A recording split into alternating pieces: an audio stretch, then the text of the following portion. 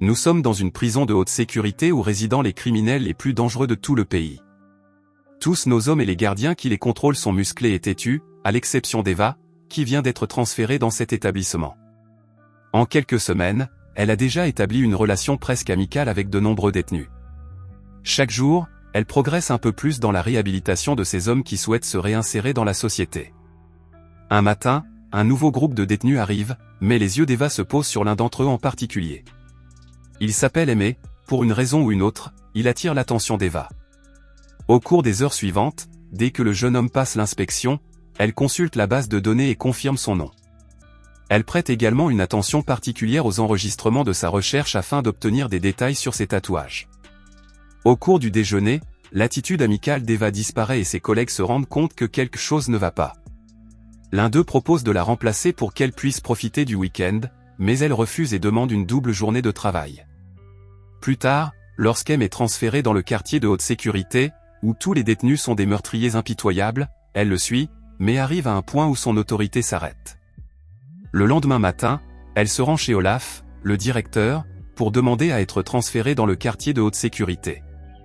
Elle se sent prête à assumer plus de responsabilités et Olaf accepte. Eva est l'une des meilleures depuis de nombreuses années, bien qu'elle soit gentille, elle a un caractère bien trempé. Le même jour, elle rencontre Rami, le chef des gardiens de cette section de la prison. La première chose que Rami lui apprend est d'enlever ses boucles d'oreilles, ces hommes en arracheraient la moitié à la première occasion.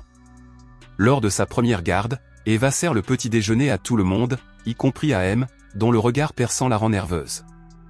L'après-midi, Eva distribue des cigarettes à quelques détenus et garde un œil sur M. On ne sait pas exactement ce qui l'attire tant chez lui, mais on comprend à son regard qu'il ne s'agit pas de quelque chose de charnel. À la nuit tombée, Eva attend que tout le monde soit parti et s'approche de la cellule de monsieur mais Rémi la rattrape et l'entraîne dans sa chute. Mais Rémi la rattrape et l'entraîne dans son bureau, lui reprochant de s'y trouver seule. Eva explique qu'elle a entendu un bruit étrange et qu'elle voulait jeter un coup d'œil pour voir si tout allait bien, mais cela n'intéresse pas Rami. La cellule qu'il vérifiait appartient à monsieur Pusquin, l'un des criminels les plus dangereux qu'ils aient jamais eus. Il a été transféré ici parce qu'il a égorgé sa dernière compagne et aurait pu facilement la tuer par la petite fente de la porte s'il n'avait pas été arrêté. Rami lui montre le dossier du garçon que M a tué, ce n'était qu'un enfant qui ne le méritait pas. Il part ensuite et dit à Eva que cette partie de la prison n'est pas comme les autres, qu'elle nécessite une vigilance de tous les instants. Dès que Rami est parti, Eva regarde la photo dans le dossier et se met à pleurer. C'est son fils, le garçon qui a été tué. Nous comprenons maintenant pourquoi elle est si obsédée par M. C'est une mission de vengeance qu'elle accomplit. Les jours suivants, Eva abuse un peu de son pouvoir en privant M de ses cigarettes quotidiennes. Puis, lorsque le détenu demande la permission d'aller aux toilettes, elle coupe l'interphone et le laisse attendre pendant des heures. Lorsque les gardiens remarquent qu'une odeur nauséabonde se dégage de sa cellule, ils préparent le transfert. Dès qu'ils ouvrent la porte, M jette un tas d'excréments au visage d'Eva pour qu'elle se sente mieux. Ses compagnons l'emmènent aux douches et lui tendent un tuyau à haute pression pour le laver. Le jet est si puissant qu'il fait mal à M et elle savoure chaque seconde de la souffrance de l'homme qui a tué son fils. Quelques jours plus tard, Eva consulte le calendrier des visites et apprend que la mère de M arrivera dans 2 jours. Elle utilise alors l'incident des excréments pour tenter de convaincre Rami d'annuler ses privilèges, mais il lui dit que M a déjà été réprimandé. Les visites sont très importantes car elles permettent aux détenus violents de rester calmes, elle refuse donc sa demande.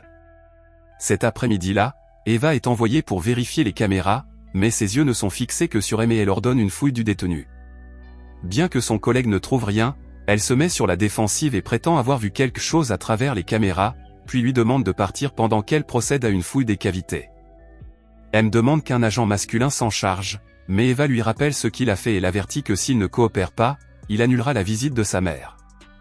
Pour la première fois depuis son arrivée, l'expression de M passe de celle d'un tueur impitoyable à celle d'un jeune homme effrayé, il se retourne et laisse Eva inspecter entièrement ses cavités avec ses longs ongles.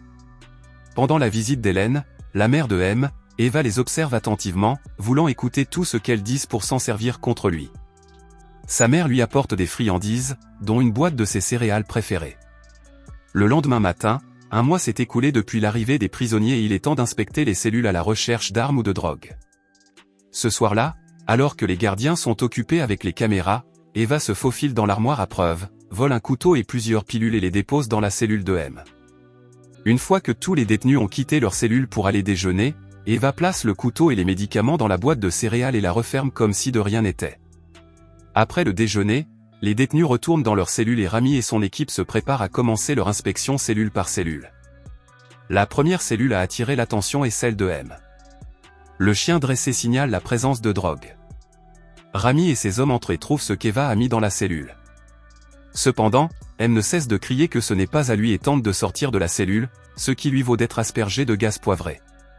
Voyant qu'il souffre et qu'il est vulnérable, Eva s'énerve et sort sa matraque pour le frapper à plusieurs reprises, même s'il ne fait pas partie de l'équipe de Rami. Les caméras montrent Eva courant d'un bout à l'autre du couloir, frappant M. Il s'agit d'un comportement extrêmement étrange et agressif. Le lendemain, l'avocat de M et le directeur de la prison viennent interroger Eva sur son comportement. Il s'avère que le jeune homme a le nez cassé et le crâne fracturé, ce qui constitue un motif suffisant pour déposer une plainte formelle et un procès contre Eva pour usage excessif de la force. Rami prend la défense d'Eva et raconte l'incident des excréments, et la directrice parvient à convaincre l'avocat de ne pas porter plainte. Cet après-midi-là, Eva se rend à l'infirmerie pour voir M, et plus tard, lorsqu'elle part, elle lui rend visite en isolement. Le garçon semble avoir peur d'elle et elle savoure chaque seconde de la terreur qu'il inspire à celui qui lui a enlevé son fils. Cependant, M a un atout dans sa manche. Il lui dit qu'il a parlé aux autres détenus et qu'ils l'ont vu entrer dans sa cellule avant la fouille, de sorte qu'il peut demander à son avocat d'enquêter sur ce qui s'est passé. Si cela se produisait, Eva perdrait non seulement son emploi, mais serait également transférée dans une prison pour femmes et il n'aurait plus jamais à la revoir. Eva lui demande ce qu'il veut et le jeune homme lui propose un marché. Il demande à son avocat de le transférer dans le quartier de sécurité minimale de la prison, où Eva travaille avec les détenus et les aide à s'améliorer. Comme M a le pouvoir d'intenter une action en justice, il a de fortes chances d'obtenir gain de cause. En outre, il souhaite participer aux cours de méditation et aux autres activités de soutien proposées par Eva, il veut apprendre autre chose que le combat. Au cours de ce processus, un événement terrible se produit. L'un des meilleurs élèves d'Eva, celui qui avait le plus de potentiel dans le cours de méditation, est tué pendant son sommeil. Le coupable est envoyé dans la zone de sécurité maximale, où il restera jusqu'au procès. Mais une place se libère et, sous la pression de l'avocat de M, le jeune homme reste avec elle. Blessé par ce qui vient de se passer, Eva tente de parler au prêtre, qui lui apporte un peu de réconfort à un moment où elle se sent coupable de ce qui s'est passé. Plus tard, M, qui abuse de son pouvoir, pousse Eva à bout, si bien qu'elle décide d'abandonner sa quête de vengeance et demande à retrouver son ancien poste.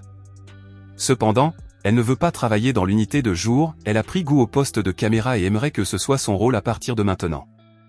Le conseil d'administration est perplexe au sujet d'Eva. Elle lui propose donc de lui rendre un dernier service, après quoi elle oubliera tout ce qu'elle sait sur lui. Eva réussit à obtenir un permis de surveillance de 6 heures pour que M puisse sortir dans le monde extérieur et voir sa mère.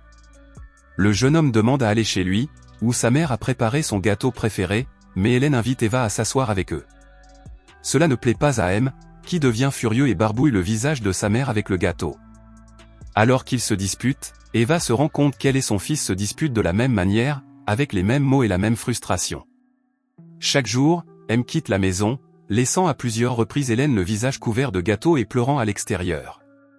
Elle lui raconte qu'elle a eu un fils qui lui criait dessus de la même manière qu'il crie sur sa mère, il s'appelait Simon, mais il n'est plus là. M reste silencieux pendant quelques secondes, puis comprend enfin la vérité. Il s'enfuit, croyant qu'Eva a l'intention de le tuer. Elle le poursuit dans la forêt et le trouve gisant dans un fossé après avoir trébuché sur une branche. Pendant un instant, de nombreuses pensées traversent l'esprit d'Eva, elle pourrait lui tirer dans le dos et revendiquer la responsabilité. Au lieu de cela, alors que M court, elle décide de lui appuyer sur la tête et tente de l'étouffer avec de la terre. Il finit par rouler des yeux et se repentir. Son compagnon apparaît et il ramène M à la prison, où il a perdu tous ses privilèges et ne peut plus rien demander pendant sa peine. Eva apprend alors de Rami que sa demande de poste de caméraman a été acceptée, et elle se retire en silence tandis que nous voyons M rencontrer sa nouvelle compagne de cellule, Zelda, le cadavre de Simon, qui, maintenant qu'il connaît la vérité, ne peut cesser de la voir et finit par être hanté par elle.